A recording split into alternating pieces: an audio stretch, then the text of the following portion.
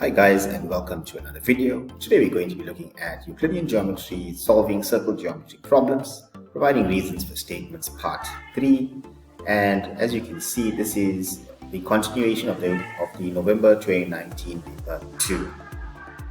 So as you can see here, we are given in question 11 in the diagram, O is the center of the circle through points A, B, C, D, and T. HC and HT are tangents to the circle C and T respectively. AD is produced to meet HT at R, and OC bisects AD at J. Let C3 equals to X. When you are given the center of the circle, it's important to take note of the following. You can get radii, you can get diameter, so you can have angle in semicircle. But also when you're given the center of a circle, remember that a line which is drawn from the center, so line from center, and then now we can complete that there. Line from center perpendicular to chord bisects the chord, and the converse of that is line from center drawn to the midpoint of the chord is perpendicular to the chord. Also, angle at center is 2 times angle at circumference, so angle at center is twice the angle at the circumference. So whenever the center is given, it's important for us to write these down because we're going to use these as reasons. Similarly, for tangents, when we are given tangents, remember that the most common one is the tan chord theorem. The angle between the tangent and the chord is equal to the angle in the alternate segment subtended by that chord. We can also be given tangents drawn to the same point are equal in length, so tangents drawn to same point, and then also remember that the tangent is perpendicular to the radius or the diameter. Now there can be other things that we can be given as well, so we need to know our general geometry like triangles, angles on a straight line, angles in the same segment, and so on. But these are the obvious ones that we know that they are going to test because they've stated here center and tangent. So we know definitely that these reasons that I've written down, we are going to use a couple of them.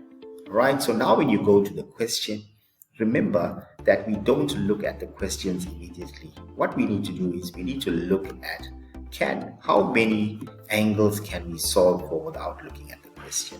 And that's our aim. So if you look here now, we can clearly see that they tell us that CH there, or HC is a tangent, and we've got an angle between the tangent and the chord CD. Therefore, if that is X, then that's going to equal to X there, tan chord theorem there, right? Also, we know that OA is a radius, so we have radii here. These are all radii. So you can clearly see that. Also, what do you have here? You've got tangent, which is now perpendicular to the radius of the circle. So that's 90. So therefore, that's going to be 90 minus x. Also, here you've got a tangent, and there you go. That's also now going to be 90 degrees there. And here you've got a line which is drawn here from the center, and it is drawn to the midpoint, and there's the midpoint of chord AD. So what does this mean? It means that once again here we have a 90 degree angle. Line drawn from the center to the midpoint of the chord is perpendicular to that particular chord. So we must make sure that we try and fill in as much as possible when it comes to our diagrams. Alright, so now we can go and read the question and let's go and check what we can solve. So let's see, write down with a reason another angle equals to C3. So let's go and see that now. C3, another angle equals to C3. There's it here. A2 will equals to C3 equals to X, and that will be tan chord theorem. And that's 2 marks. Show that CHRJ is a trapezium. So in order to show a trapezium, we need to know the properties of the trapezium. What are the properties of the trapezium? It has one pair of opposite sides parallel.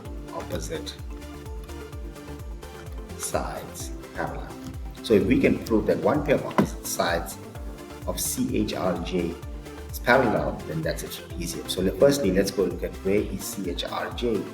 Let's go and highlight that. So here we got CHR and there's J here. So CHRJ. And how can we prove parallel lines? Well, in order for us to prove parallel lines, we have to prove one of these fun angles. Remember the fun angles. You have to prove corresponding angles equal, co-interior angles supplementary, or alternate angles equal. And we can clearly see there's here 90 degrees there, 90 degrees there, also 90 degree right angle there. So I think the best one for us to do will just say corresponding angles are equal. So there you go. Remember, I got here that the tangent is perpendicular to the radius, and over here I've got line from center to midpoint chord is perpendicular to the chord. Okay, so I can prove that one. So that will be done. And prove that OC bisects ACD. So OC prove that it bisects ACD, and we can even do that one as well. How? Well, there's a here line from center. The line is drawn from the center to the midpoint of a chord is perpendicular to the chord. So by sum of angles of triangle, you know that's equal to x. So therefore C1 is also going to be 90 minus x. So if these two angles are equal, C1 and C2 both equals to 90 minus x. Therefore we can now conclude that OC bisects ACD. And that will now be done as well. So we've got 1, 2, 3 questions done. Write down a reason with a reason ABD in terms of x. ABD in terms of x. So let's go look at ABD. So there's ABD over here. Let's just highlight it very quickly. So we got ABD, A, B, and D. They want it in terms of x. So let's have a look. Now, if you look very carefully, you can clearly see that you got this whole angle here. This whole angle, which is AC and D, is going to equal to AB and D, and it's going to be angles in the same segment because it is subtended by the same arc or chord. There's a chord that's given here, which is AD. So that's angles in the same segment. Angles in the same segment, so that'll be 90 minus x plus 90 minus x should give us 180 minus 2x. So therefore this angle here is going to be 180 minus 2x. Okay, and then that one should be done now. Determine R2 in terms of x, R2 in terms of x. Let's go look at R2. Well, there's R2 over here.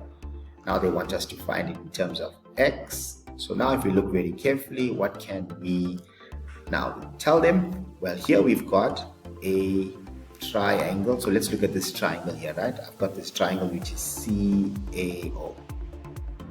And if you look at it, what type of triangle is that? It's an isosceles triangle. So that's 90 minus x. That means this whole angle here is going to be 90 minus x. So if that's 90 minus x and that's x, that means A3 is going to be A3 is going to equals to 90 minus x, which is going to equals to 90 minus 2x. So therefore that's 90 minus 2x. Now it's a part of this big triangle here, which is A, R, and what do I have here? T. Okay. Now we already know that this angle T right here, or ATR, is going to equals to 90 degrees, and R2 is an exterior angle of the triangle. Therefore we can now say that R2 is going to equals to 90 plus 90 minus 2x. So that will be 90 degrees plus 90 minus 2x, which is going to equal to 90 plus 90 is 180 degrees minus 2x. So therefore R2 will equal to 180 minus 2x. But now the challenge is to make sure that you can retrace all your steps and write down the statements and the reasons in that particular order, which I am now going to show you how to do. Now remember that the problem solving strategy for Euclidean geometry is to make sure that you solve the complete question first on the diagram. Then retrace your steps and write down all of your solutions. So let's go ahead and do that. So for 11.1, let's have a look at it. It says here, write down with the reason another angle equals to C3. So 11.1, and we already got that one down. So we'll say C3 equals to A2 equals to X. C3 equals to A2 equals to X. C3 equals to A2 equals to X. And that's the tan chord theorem. So we got a statement and we got a reason. That's done. The next question is, show that CHRJ is a trapezium. Remember, a trapezium has one pair of opposite sides parallel. So my first statement is going to be, here I'm going to write down here that JCH is equal to 90 degrees, and I'm going to write down tangent perpendicular to the radius. Okay, so I'm going to say JCH rather, or HCJ. Let's go with JCH. So 11.2. So I'm going to say JCH equals to 90 degrees. Tangent is perpendicular to the radius. And then the next one that I'm going to write down here, I'm going to say J4 is equal to 90 degrees, and that is because I have a line which is drawn from the center to the midpoint of a chord. So I'm going to say J4 equals to 90 degrees there. J4 equals to 90 degrees. I'm going to write line from center to point chord. Therefore, what can I conclude? I can now conclude that these lines here are going to be parallel to one another. So therefore, I can conclude that CH, let's just get that properly, CH is going to be parallel to JR. Therefore, CH is parallel to JR.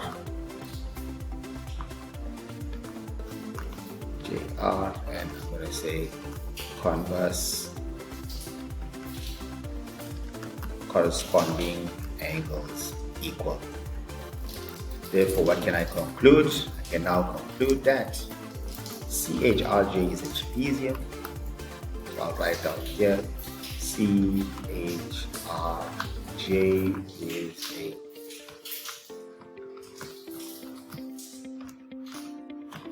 trapezium, one pair of opposite sides parallel. And I think that should do it. 11.3, prove that OC bisects ACD. So once again, remember now that we've got here, we know that C2 is equal to 90 minus X. We've already shown that there, so we can now say that C2 is equal to 90 minus X.